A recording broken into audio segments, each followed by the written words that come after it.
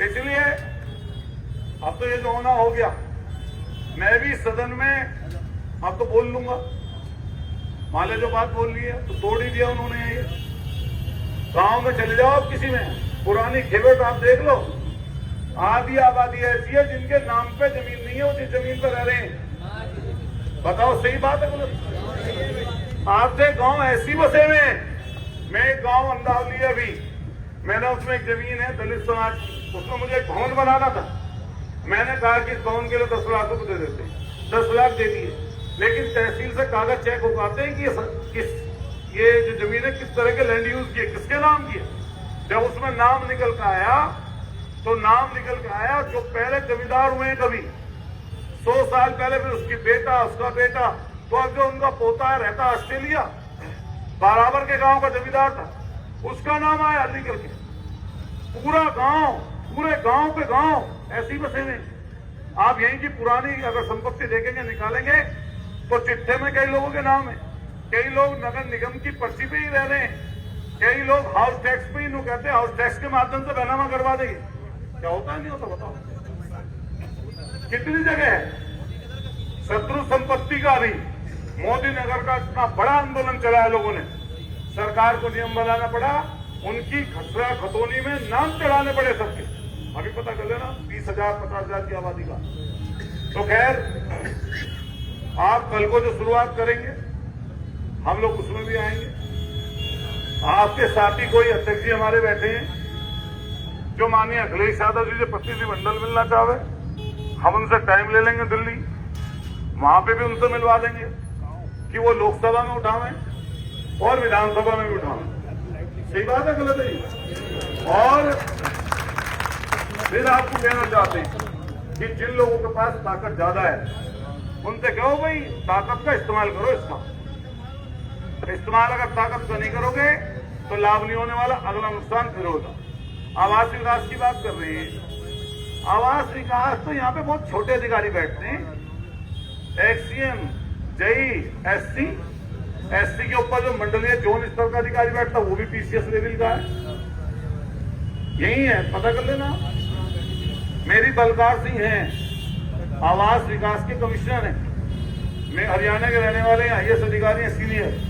जिस दिन लास्ट में मेरे पास धनंजय भाई और लोग बैठे, इनका फोन आया, मैंने उनसे बलकार सिंह अधिकारी को फोन किया, सीनियर अधिकारी को। मैंने कहा बहुत सारा टूट गया, अब आप इसको रुकवा दो भाई। अब तो आपका हाई कोर्ट का, सुप्रीम कोर्ट का जो भी ऑर्डर था उसका कंप्लायंस हो गया है, अब इसे रुकवा दो। मैंने दोबारा फोन कर पूछा, लेकिन इनको लगा अब वो आया है तो अब तो जो करना कर दो। ऐसी हुआ नहीं हुआ, और डिमोलिश कर दिया पूरा। इसलिए हम सबसे कह के जा रहे हैं कि आप लोग, आज हलचल तो होगी शहर में, जरूर हलचल होगी, क्योंकि उन्हें तो ये लगे है कि भाई ये विपक्ष के आदमी कैसे आगे सेंट्रल मार्केट में। उन्हें तो हम ऐसे लगे हैं कि हम अगर इधर को निकल भी जाए, कई लोगों को तो ऐसा लग जावे, या के लोगों को नहीं तो बाहर का नेता जानू भाई ये इस मार्केट के पिछलों कैसे निकल गई। तो ये कोई विदेश में थोड़ा ना, यहाँ हम भी हैं ऐसी, तुम भी ऐसी है। ये तो भाई चुनाव के समय चुनाव लड़ा जाएगा, 27 में चुनाव होगा जब, तो अब तो चुनाव तो जब मार्केट को, लोगों को बचाने की बात हो रही है, तो सबको इकट्ठा मिलकर हमें कहीं बुला लो।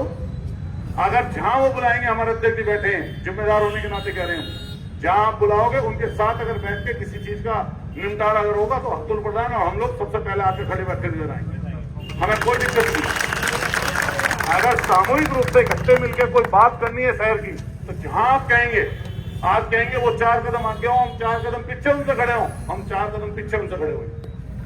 सही बात है गलत है? तो बहुत हमें शौक है इस चीज का। और वो जो तस्वीर महिलाओं की, हमारी बहन बहू बेटियों की, माओं की जो तस्वीर है वायरल, उन्हें देख के किसी का भी दिल रो जाएगा। ये मुसीबत का समय है, और इस मुसीबत के समय में जितनी जिसके पास ताकत है उस ताकत को लगा देना चाहिए। वो लगा भी रहे होंगे, लेकिन क्या पता किस दिशा में लगा रहे हैं, तो उसकी दिशा सीधी करें। सीधा चीफ मिनिस्टर की तरफ चले या सीधा दिल्ली की तरफ चले। अच्छा आप बताओ, इन सारे नेताओं के किसके सफेद मेज पे मुख्यमंत्री के साथ फोटो आते नहीं आते? बताओ सारे, बताओ हाँ या ना? सबके फोटो आवे नहीं आते?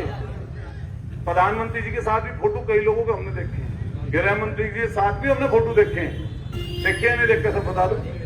तो ऐसी डेलीगेशन लेके चले जाओ, बता के उन्हें। नोएडा की हर दिन चर्चा हो तो नोएडा में अलग तरह का आदमी है क्या, या वो अलग तरह का अवतरित हुआ? नोएडा का आदमी अलग तरीके से अवतरित हुआ हो, वो कैसे उनको कैसे लेके पहुंच जाओगे लोग? तो यहाँ के भी तो आदमी है, ये भी तो विधानसभा तो यहाँ की भी है, लोकसभा तो यहाँ भी है, आपकी जीती हुई है, तो इनको भी ऐसी ले जाओ भाई। जो 500,000 करोड़ का है आदमी, वो भी तो जा रहे हैं। तो ये जो हजारों लाखों लोगों की बात है, इनमें से भी कुछ का प्रतिनिधित्व ले जाओ भाई। तुम सही से ना कह पाओ, नवीन जी को ले जाओ, यज्ञ व्यापार संघ को ले जाओ, सेंट्रल मार्केट के शहर वाले किसी को ले जाओ, मैं दावे के साथ कह सकता हूं वो तो इसी बात के लिए जाएंगे, वो तो चुप रहने के ना भाई। मैं चुप रह सकता हूं कि भाई मुख्यमंत्री के सामने क्या बोलूं, कल को मुझे नुकसान हो, लेकिन जिसको लेके जा रहे हो वो तो अपनी बात कहने के लिए जाएगा, वो तो पूरी बात कहेगा। मैं तो कई बार अपने मुख्यमंत्री से बात हुई, मैंने मुलाकात भी कराई लोगों की, यहाँ भी व्यापारियों की मुलाकात कराई, नवीन जी बता देंगे।